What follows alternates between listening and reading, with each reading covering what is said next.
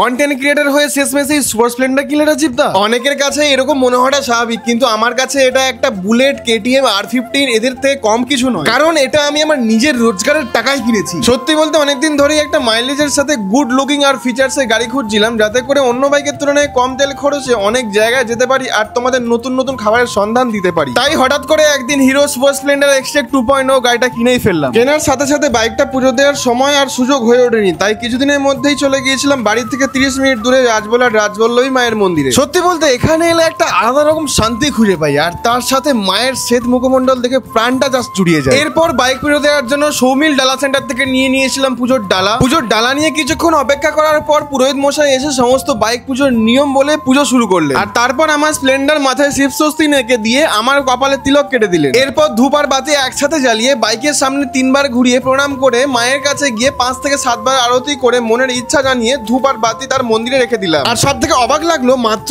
101 টাকা দক্ষিণা দিয়ে এত ভালো করে পুজো দিতে পেরে মনের শান্তি পেলাম। জয় মা রাজবল্লভী মায়ের জয়।